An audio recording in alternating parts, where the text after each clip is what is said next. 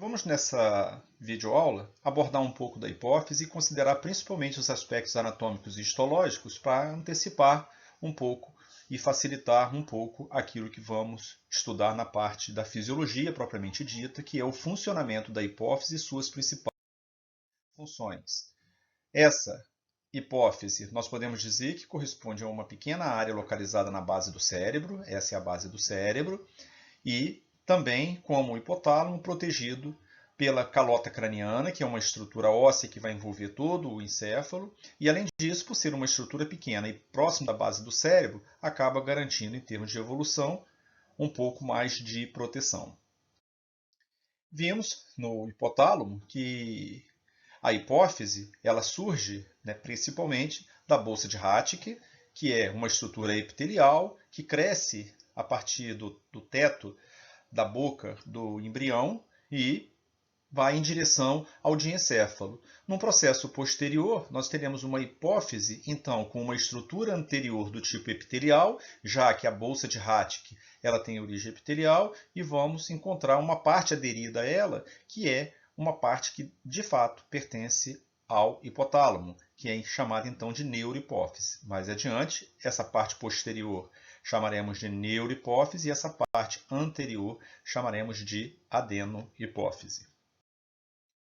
Nessa estrutura aqui, a gente observa com bastante facilidade, essa é a parte da adenohipófise. Como se vê, ela é uma estrutura bastante celular. E nesse desenho aqui, nós temos a neurohipófise. A gente observa que a neurohipófise nada mais é do que um prolongamento do hipotálamo. Os corpos celulares dos neurônios estão aqui nessa região do hipotálamo, chamada de eminência média, onde nós vimos, olha, existe o núcleo paraventricular, o núcleo supraóptico, veja a posição do quiasma, do corpo mamilar. Essas substâncias hormonais, e nós veremos que são a DH e a ocitocina, vão descer por esses axônios e vão chegar até a neurohipófise. Na medida que ocorrer uma despolarização, essas substâncias serão lançadas então na corrente circulatória. A adenopófise ela vai ter uma localização numa estrutura óssea, na forma de uma cela, chamada de cela túrcica, e vai ser envolvida internamente pela dura mater, exceto nessa região que nós chamamos de infundíbulo. Então, a hipófise tem essa localização dentro da cela túrcica. E o que aconteceu?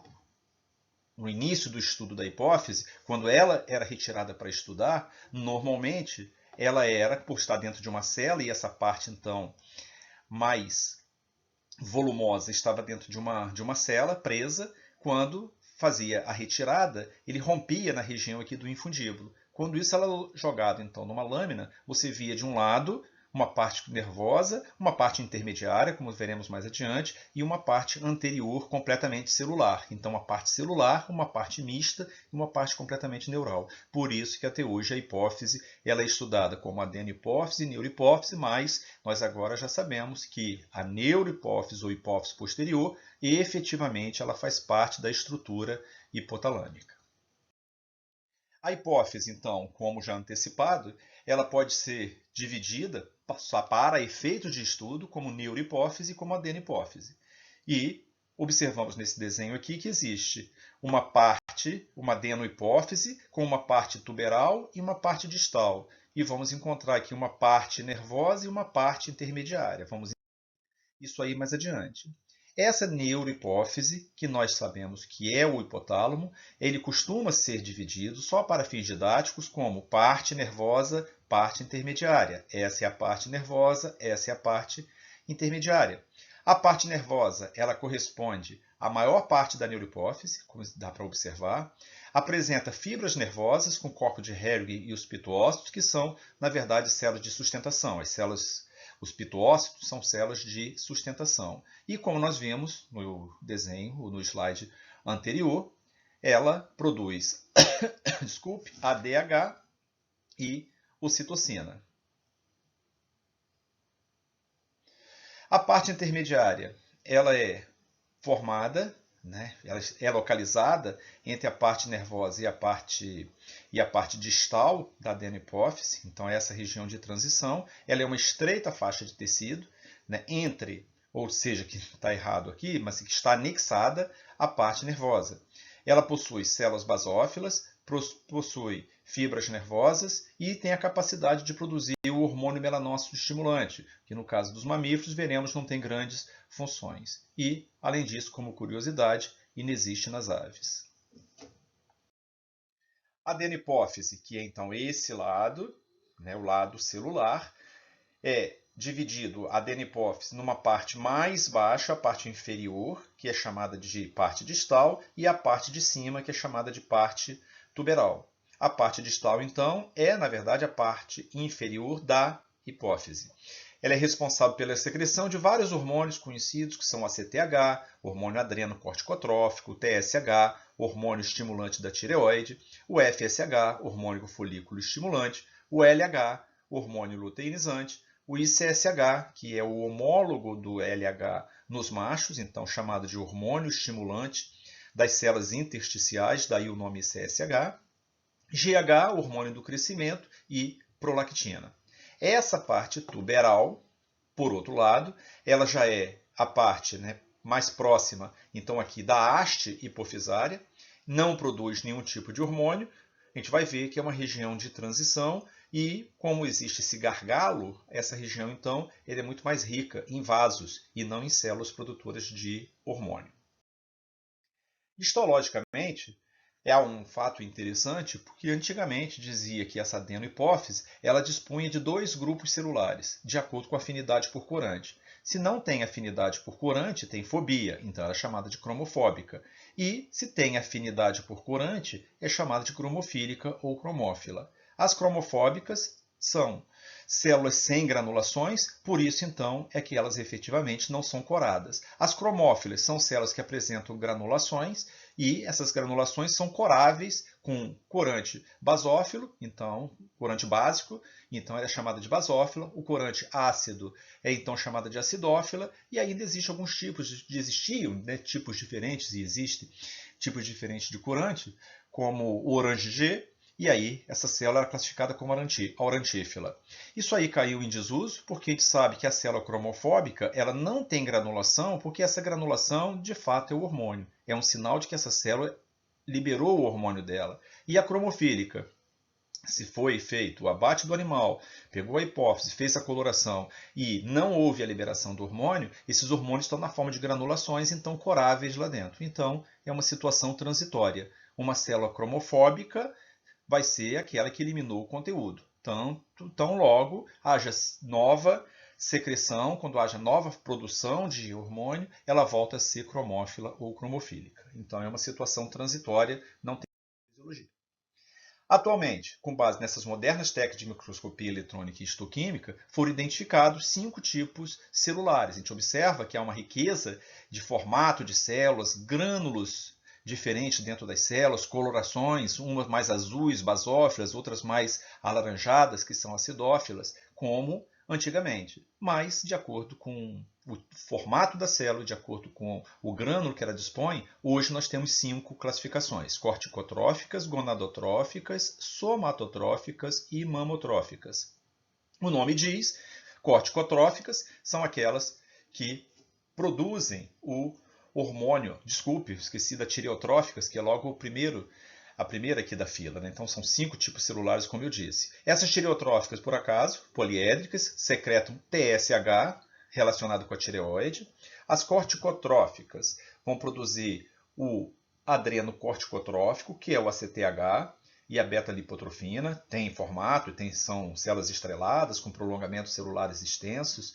Isso é interessante. As gonadotróficas, o nome diz, gonadotrófica, tropismo por gônada. Então, nós temos aquelas produtoras de FSH e as produtoras de LH. As do tipo A, gonadotróficas, produzem FSH e as do tipo B produzem LH. Tem formatos diferentes. Enquanto as que produzem FSH ou tipo A são ovais com grânulos grosseiros, as do tipo B produzem LH, elas já são ovais e apresentam granulações mais finas. Se observar, é capaz de encontrar aqui. As somatotróficas, soma significa corpo, e o hormônio somatotrófico é o GH. Então, as somatotróficas são células secretoras de GH. E as mamotróficas são as células secretoras de prolactina, mamo de glândula mamária. Então, não é tão difícil hoje a gente fazer uma associação entre o tipo celular e o hormônio que está sendo produzido por essas células, então, aí da hipófise. O sistema porta hipotalâmico hipofisário é uma coisa bastante interessante de a gente considerar, e ele já vem sendo desconfiado da sua existência desde 1905, quando Pope e Field eles aventaram essa hipótese de que existia uma integração entre o hipotálamo e a hipófise ao descreverem aí a relação vascular entre ambos. Muitos anos depois, aí o Roussé, um fisiologista argentino, ele demonstrou que de fato existia uma vascularização que se dirigia do hipotálamo para a hipófise e, a partir dos estudos feitos em cima dessa estrutura, chegaram à conclusão de que era um sistema porta, e aí então chamado sistema porta hipotalâmico hipofisário. O que é um sistema porta? Aqui nós temos o desenho de uma circulação padrão, o coração bombeia o sangue arterial, ele vai até o nível em que ocorre a capilarização, que vai ser, então, formação de capilares. Esses capilares vão irrigar o meio intersticial e, a partir de vênulas, esse sangue venoso, então, é drenado de volta ao coração para que possa ir ao pulmão, sofrer hematose e manter esse ciclo. O que é o sistema porta? O sistema porta é um sistema onde você tem o sangue arterial chegando numa determinada área ou um determinado tecido, como é o caso do hipotálamo. Ele então capilariza e irriga essa região, então estamos falando do hipotálamo. Essa região do hipotálamo tem as vênulas que se formam, só que ao invés de ir para a grande circulação, como ocorre nesse segmento, onde vai para a grande circulação e volta ao coração, nesse caso aqui, as vênulas vão irrigar, o que não é natural, quem irriga são artérias, são capilares, as venas vão irrigar uma determinada área, nesse caso aqui, a hipófise. Somente então, depois de irrigar a hipófise, é que esse sangue venoso, finalmente, ele é drenado e ganha a grande circulação para chegar ao coração.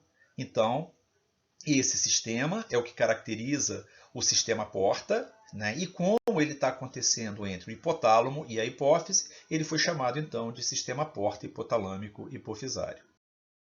Aqui mostrando então, nesse desenho, essa é a região da eminência média, é aquela região onde eu encontro os núcleos, aquela região onde eu encontro os hormônios produzidos pelo hipotálamo, e o que for produzido nessa região, naturalmente vão ganhar um sistema venoso de drenagem. Só que, como é um sistema porta, todo o sangue, ou praticamente quase todo o sangue, que irriga essa região do hipotálamo, vai capilarizar, vai pegar esse sistema porta e veja aqui, em azul, nós estamos irrigando a adenohipófise com o sangue venoso que está vindo do hipotálamo. O que é produzido no hipotálamo, e a gente sabe que esses neurônios produzem determinados hormônios que são estimuladores da hipófise, acaba então chegando até a hipófise muito mais rapidamente, sem sofrer uma diluição. Veremos isso aí quando tivermos no nosso encontro síncrono.